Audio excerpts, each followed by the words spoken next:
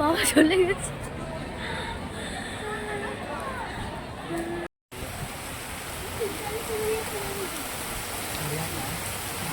Good morning সবাইকে। আজকে যে ভিডিওটা আমি শেয়ার করছি সেটা আজকের নেই, সেটা গতকালের।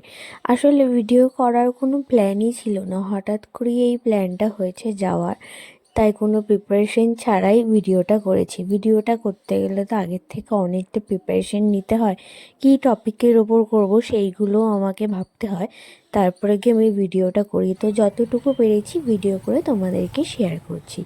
তো গতকাল গিয়েছিলাম দক্ষিণেশ্বর। আমরা মানে হচ্ছে বাবা, মা আর আমি। আমরা সকাল 7:30টার ট্রেনটা ধরেছিলাম, যাতে সকাল সকাল গিয়ে পুজোটা দিয়ে দিতে পারি, তার জন্য অত সকালেই গিয়েছিলাম। 7:30টার ট্রেন ধরে প্রথমে এসেছিলাম দমদমে, দমদম থেকে তারপরে মেট্রো করে এসেছিলাম দক্ষিণেশ্বর। দক্ষিণেশ্বরে নেমেই তারপরে এই রানী রাসমণি স্কাই ওয়াক থেকে আমরা মন্দিরের দিকে যাচ্ছিলাম। তো চলো তোমাদের সাথে আজকে আমি শেয়ার করছি এই মন্দিরের পুরো পরিবেশটা। তো হ্যালো সবাইকে, আশা করি তোমরা সবাই অনেক ভালো আছো, আমিও অনেক ভালো আছি। আমার গলাটা একটু হয়তো খারাপ শোনাবে, কেননা আমার প্রচণ্ড ঠান্ডা লেগেছে। কেননা মন্দিরে কালকে যখন পুজো দিতে গিয়েছিলাম তখন প্রচুর বৃষ্টি হয়েছিল, তো সেখানে ভেজাও হয়েছে। তার আগের দিনও কিছু কিছু কারণে আমার বৃষ্টিতে ভেজা হয়েছে বলে আমার শরীরটা খুবই খারাপ। তো সাডেন প্ল্যানের জন্য আমাকে যেতে হয়েছে। তো বাবা মা অনেক দিন ধরেই প্ল্যানটা করেছিল, আমার কিছু কারণের জন্যই আমি গিয়ে উঠতে পারিনি।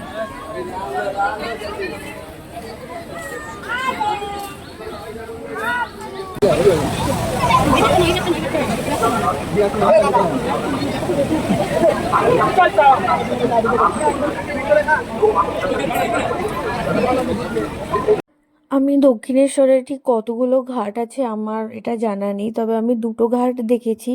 সেই দুটো ঘাটে আমার মনে হয় মন্দিরের ভেতরে যত লোক ছিল তাদের তো বেরিয়ে আসা পসিবল না, কিন্তু বাইরে যত লোক ছিল সবাই শুধুমাত্র এখানে দাঁড়িয়েছিল জোয়ারটা দেখার জন্য। হ্যাঁ, এটা আমার জীবনের প্রথম জোয়ার দেখা, আমি এর আগে কোনো দিন জোয়ার দেখিনি।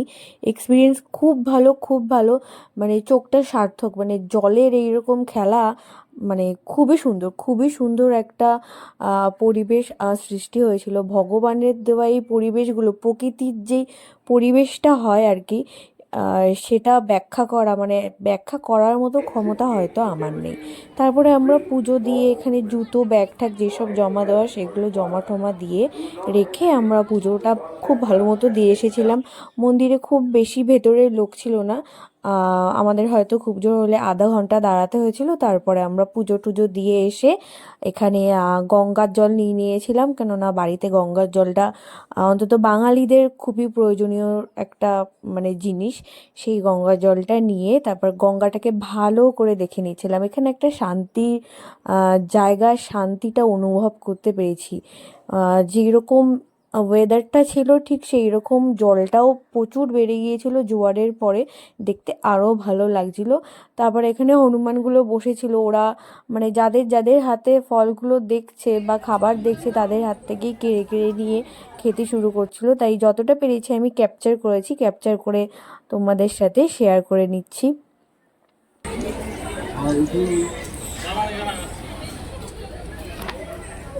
সাহস আছে তোমার বাবা। এই মহিলাটার হাত থেকে নিয়ে, মানে হাতে যতগুলো ফল ছিল সব ফলেরই প্যাকেটটা নিয়ে, এই হনুমানটা এতটাই দুষ্ট ছিল, সবার মানে যাদের যাদের হাতে ফলের প্যাকেট দেখছে তাদের হাত থেকে এরকম কেড়ে নিয়ে খেতে শুরু করে দিচ্ছে। ওরা বেশিরভাগ আপেল আর শশাটাই দেখছিলাম খাচ্ছিল, ওটা খুব দুষ্ট ছিল। বাকিগুলো ও কেড়ে কেড়ে রাখছিল, বাকিগুলো কি করছিল, যেগুলো পড়েছিল ওইগুলো ওরা আর কি ওইগুলো খেয়ে নিচ্ছিল। খাবো তো, ছবি তুল, ভিডিও করছি, ভিডিও করছি তো। তারপরেই শুরু হয়ে গিয়েছিল বৃষ্টি, প্রচুর বৃষ্টি হয়েছে, প্রচুর। এইরকম বৃষ্টি হবে মানে ভাবতে পারিনি যে এতটা বৃষ্টির মুখে পড়বো, কিন্তু ঠিক আছে, চলে এসেছি, কিছু করার নেই। তবে মন্দিরটা দেখতে খুবই সুন্দর লাগছিল, খুবই, মানে এত ভালো লাগছিল আমি বলে বোঝাতে পারছি না। এখানে ওখানে আমি থেকে ফিল করেছি। তারপরে আমরা এখানে মন্দিরের সামনেই কতগুলো রেস্টুরেন্ট হয়েছিল, এখানে সব নিরামিষ খাবারই পাওয়া যায়। আর পুজো দিয়েছি মানে নিরামিষই খেতে হবে। সবার বাড়িতে হয়তো হয়তো হয় না, কিন্তু আমার বাড়িতে এটা হয় যে পুজো দেওয়া মানে বা পুজোর আগের দিন মানে হচ্ছে নিরামিষ খাওয়া। আর যেদিন পুজো দেওয়া হয় সেই দিনও নিরামিষ খেতে হয়। তারপরে তো রাস্তায় এরকম প্রচুর জল জমে গেছে, অনেকের জুতো ভেসে যাচ্ছে, ব্যাগ ভেসে যাচ্ছে। মানে যারা যারা ধরো জমা টমা দেয়নি বা রাখার জায়গা মানে ব্যবস্থা থাকে সেখানে দেয়নি, রাখেনি, তো এমনি যারা রেখেছিল তাদের সব কিছু ওরকম ভেসে চলে গেছে। তো তোমাদের যদি ভিডিওটি ভালো লেগে থাকে তো লাইক, শেয়ার এবং সাবস্ক্রাইব করে দিও। যারা ইউটিউব থেকে দেখছো তারা সাবস্ক্রাইব করো, আর যারা ফেসবুক থেকে দেখছো তারা ফলো করো। কিন্তু তোমরা ভিডিও দেখো, ফলোটা ব্যাক করো না, জানি না কেন, হয়তো ভালো লাগে না, কিন্তু সাপোর্ট করতে থাকো। আশা করি ভালো কন্টেন্ট তোমাদের সামনে আনবো। এখনের জন্য টাটা।